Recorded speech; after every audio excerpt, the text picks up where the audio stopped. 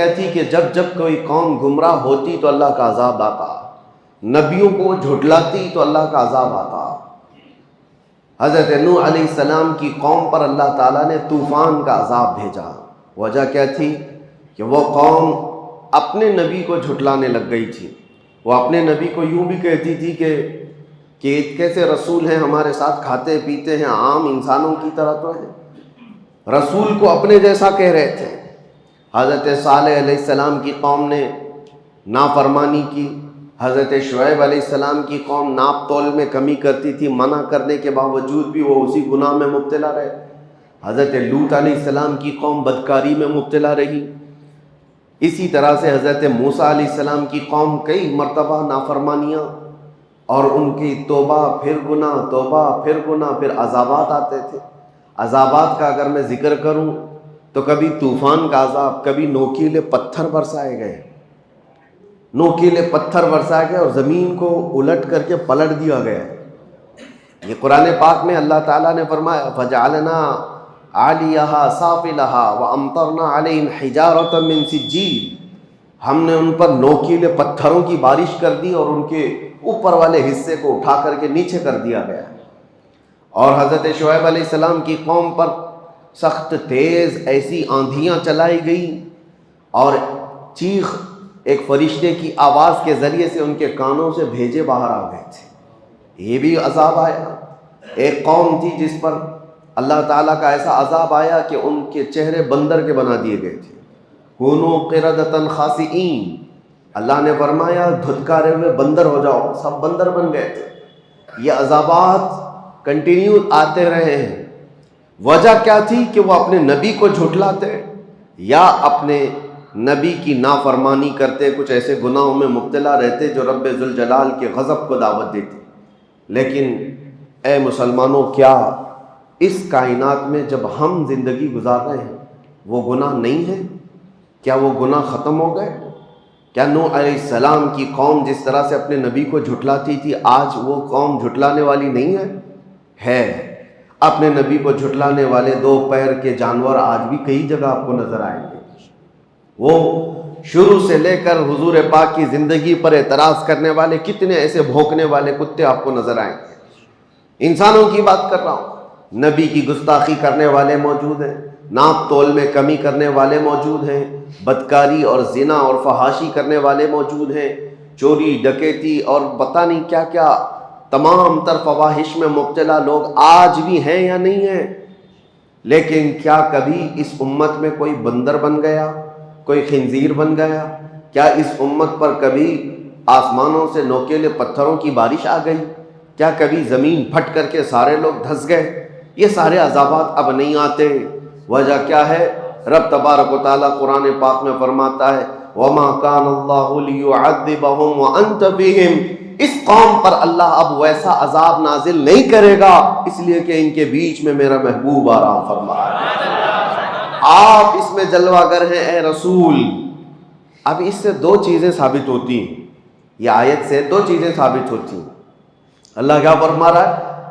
ایسا عذاب، ویسا عذاب نہیں آئے گا جیسا پہلے آتا تھا، اس لیے کہ وَأَنْتَ فِيهِمْ، وَأَنْتَ فِيهِمْ، حضور کو مخاطب کر کے اللہ فرما رہا ہے آپ ان کے بیچ میں ہیں، آپ ان کے درمیان میں ہیں۔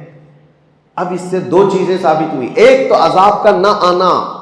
اگر لوگ یہ کہتے ہیں کہ چلو حضور کو ہی اللہ نے مخاطب کر کے کہا تھا، حضور کے زمانے کے لیے کہا تھا، جب حضور موجود تھے تو اللہ فرما رہا ہے آپ ان کے بیچ میں ہیں۔ اب حضور کی جب وفات ہو گئی، حضور چلے گئے اپنی قبر پاک میں، تو اس کے بعد ایک 1300 سال سے زیادہ کا عرصہ گزرا کہ نہیں گزرا؟ اتنا لمبا عرصہ گزر گیا ہے تو پھر ابھی بھی وہ قانون باقی کیوں ہے؟ وہ حضور کے لیے کہا گیا تھا آپ ان کے بیچ میں ہیں، تو حضور جب تک تھے تو عذاب نہیں آنا چاہیے تھا۔ حضور جب تک ہیں کسی کو بندر نہیں بنایا گیا، حضور جب تک ہیں کسی کو زمین میں نہیں دھسایا گیا۔ حضور صلی اللہ علیہ وسلم جب قبر پاک میں چلے گئے تو پھر ویسے ہی عذابات آنا چاہیے تھا، آسمان سے پتھر برسے، آگ برسے، پھر لوگوں کے چہرے بندروں کے ہو جائیں، لیکن عذابات نہیں آتے۔ وہ قانون آج تک چل رہا ہے اور قیامت تک چلے گا اللہ کا وہ قانون۔ وجہ یہ ہے کہ حضور پاک صلی اللہ علیہ وسلم کو جو اللہ نے فرمایا وہ انت فیہم، آپ ان کے بیچ میں ہیں، اس کا مطلب 63 سال ہی نہیں، قیامت تک آپ ان کے بیچ میں زندہ ہیں۔ یہی تو سنیوں کا عقیدہ ہے، تو زندہ ہے واللہ، تو زندہ ہے واللہ، میری چشم عالم سے چھپ جانے والے ہیں۔ وہ صرف پردہ فرمائے ہوئے ہیں، وہ آج بھی ہمارے بیچ میں موجود ہے، آج بھی بیچ میں ہمارے موجود ہیں۔ لوگوں کو جو کھجلی ہوتی ہے، کہاں ہے؟ جب ہم سنی اس طرح کے عقیدے کی بات کرتے ہیں تو کہتے ہیں کہاں ہیں رسول، کہاں ہیں، ادھر ہیں کہ ادھر ہیں؟ مذاق میں اس طرح کی باتیں کرتے ہیں۔ کئی لوگوں کو دیکھا گیا مذاق کرتے ہیں، کیا دکھ رہا ہے تم کو، دکھ رہا ہے ہم کو، دکھ رہا ہے؟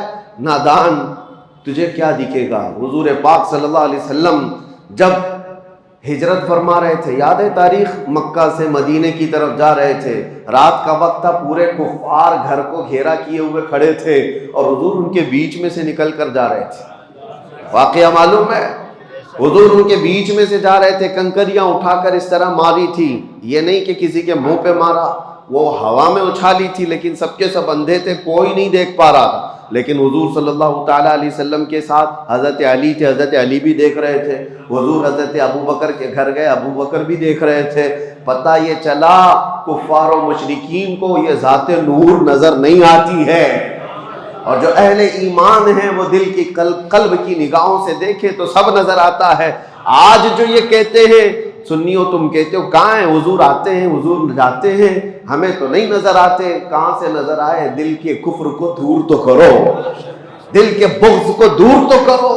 ہم تو یہ کہتے ہیں وہ آئیں گے، آتے ہوں گے، ابھی آئیں گے، یہی سوچ کے ہم نے محفل کو سجا رکھا ہے۔ سنا ہے آپ ہر عاشق کے گھر تشریف لاتے ہیں، میرے گھر میں بھی ہو جائے چراغاں یا رسول اللہ۔ یہ طلب ہماری کس لیے ہے؟ ہماری طلب صرف حضور پاک کے دربار میں اسی لیے ہے کہ ہم ان کو زندہ جاوید اپنے درمیان موجود رسول تسلیم کرتے ہیں۔ اگرچہ اللہ تعالیٰ کے وعدے کے مطابق جو موت آنی ہے وہ سب کو آنی ہے، وہ حضور کو بھی آئی، انبیاء کو بھی آئی۔ اجل آنی ہے، فقط اتنی کہ آنی ہے۔ انبیاء کو بھی اجل آنی ہے۔ اعلیٰ حضرت فرماتے انبیاء کو بھی اجل آنی ہے۔ اجل کس کو کہتے ہیں؟ موت کو۔ انبیاء کو بھی اجل آنی ہے، مگر اتنی کہ فقط آنی ہے۔ آنی کا مطلب کیا ہوتا ہے؟ آن ایک سیکنڈ کو کہا جاتا ہے، ایک سیکنڈ کو آن کہا جاتا ہے۔ اور اعلیٰ حضرت فرما رہے ہیں انبیاء کو بھی اجل آنی ہے، مگر اتنی کہ فقط آنی ہے، ایک سیکنڈ کے لیے آنی ہے، اس کے بعد ان کی زندگی ہے۔ آج ہمارے درمیان حضور پاک صلی اللہ تعالیٰ علیہ وسلم کی بعثت اور ان کی ولادت پاک کا 1500 سالانہ جشن منایا جا رہا ہے۔ یہاں بہت ساری باتیں آتی ہیں۔ کچھ لوگ کہتے ہیں کہ دیکھو روایات تو بتاتی ہیں کہ حضور 8 ربیع الاول کو پیدا ہوئے تھے، کچھ کہتے ہیں کہ 12 کو، کچھ کہتے ہیں 17 کو، اختلاف ہے روایات میں۔ اعلیٰ حضرت نے بھی لکھا ہے، تو ہم سے بھی کہتے ہیں کہ آپ کمنٹس میں، میسیجز میں، کہ آپ 12 کو ہی پکڑ کے کیوں چلتے ہیں؟ ہم ان کو جواب دیتے ہیں میاں کوئی بات نہیں، آپ 8 کو تو منا لو، ہمیں 12 کو رہنے دو، اور ایک جماعت کو کہہ دو 17 کو منا لو، کسی جماعت کو کہہ دو 13 کو منا لو، تاکہ ساری روایتوں پہ ہو جائے۔ اور اگر آپ نہیں کہتے تو ہمیں اختیار دے دو، ہم 8 سے نہیں 1 سے شروع کر کے پورے ربیع الاول منائیں گے۔ نہیں منانا ہے، نہیں کرنا ہے تو اعتراضات الگ الگ، اور پھر اس میں ایک کوڑ زدہ دل کا کوڑ جس کا ہے، ایسا عقیدے کا کوڑ نکل کر کے آئے صاحب، انہوں نے کہا ارے 12 ربیع الاول شریف کو حضور صلی اللہ علیہ وسلم کی ولادت کا دن تو مناتے ہو، آپ کو پتہ ہے اسی دن حضور کی وفات بھی ہوئی، حضور کی وفات بھی ہوئی، حضور کے انتقال کا دن بھی ہے۔ تو آپ دوسرے بزرگوں کے جس طرح انتقال کے دن کو مناتے ہیں، کیا حضور پاک صلی اللہ علیہ وسلم کے وفات کا غم نہیں کر سکتے؟ 12 ربیع الاول کو آپ خوشیاں مناتے تو ہیں، سب سڑکوں پہ نکل آتے ہیں اور لبیک یا رسول اللہ کہتے ہیں، مرحبا مرحبا کہتے ہیں، لیکن آپ کو حضور کے دنیا سے جانے کا غم نہیں ہے کہ حضور اسی دن دنیا سے تشریف لے گئے تھے، حضور پاک صلی اللہ علیہ وسلم کی وفات ہوئی تھی۔ سنیوں کو کھینچ لینے کی باتیں کی جاتی ہیں، جذباتی باتیں، ایموشنل کر کے، کہ ہاں حضور کی وفات پر کون ایموشنل نہیں ہوگا. لوگوں کو لگتا ہے کہ ہاں حضور اس دن انتقال کیے تھے تو ہمیں غم ہونا چاہیے, آج خوشی کس بات کی؟ ان کے منہ پر تھپڑ لگاتے ہوئے کہو غم اس کا منائیں جو چلا گیا ہو, مر گیا ہو, مٹی میں مل گیا ہو, وہ تمہارا نبی ہوگا. ہمارا نبی تو صرف پردہ کیا ہوا ہے, وہ کل بھی زندہ تھا, آج بھی زندہ ہے. تو زندہ ہے واللہ, تو زندہ ہے واللہ میری چشم عالم سے چھپ جانے والے. غم وہ کرے جس کا سب ختم ہو گیا. حضور پاک صلی اللہ تعالیٰ علیہ وسلم کی شریعت باقی ہے یا نہیں باقی ہے؟ حضور پر اترا ہوا قرآن باقی ہے یا نہیں باقی ہے؟ حضور کا قرآن باقی ہے, حضور کی شریعت باقی ہے, حضور کی آل باقی ہے, حضور کی سنتیں باقی ہے, حضور کی حدیثیں باقی ہے, حضور کی باتیں باقی ہے, حضور کی ادائیں باقی ہے, حضور کا ہر عمل باقی ہے. کون سی چیز فنا ہو گئی؟ حتیٰ کہ حضور پاک صلی اللہ علیہ وسلم کے انتقال کے بعد, آپ کو پتا ہے میرا اور آپ کا انتقال ہو جائے, ہماری بیویاں عدت گزارنے کے بعد دوسرے سے نکاح کر سکتی ہیں, ان کے لیے جائز ہے. عدت ہونے کے بعد وہ کسی سے بھی نکاح کر سکتی ہیں. لیکن نبی کی جو زوجات ہیں امہات المؤمنین, ان کو موت تک کسی اور سے نکاح کرنے کی اجازت تھی ہی نہیں. حضور کے انتقال کے بعد کئی بیویاں حضور کی زندہ تھیں, حضور کی بیویاں زندہ تھیں, لیکن ان کو نکاح کرنے کی اجازت نہیں تھی. وجہ کیا ہے؟ ایک عورت اپنے شوہر کے ہوتے ہوئے دوسرے کے ساتھ نکاح کر ہی نہیں سکتی. وہ اور عورتیں ہیں جو اپنے مردوں کے انتقال کے بعد عدت گزار کر کے کر سکتی ہیں, لیکن رسول کی بیویاں نہیں کر سکتی, اس لیے کہ رسول زندہ ہیں.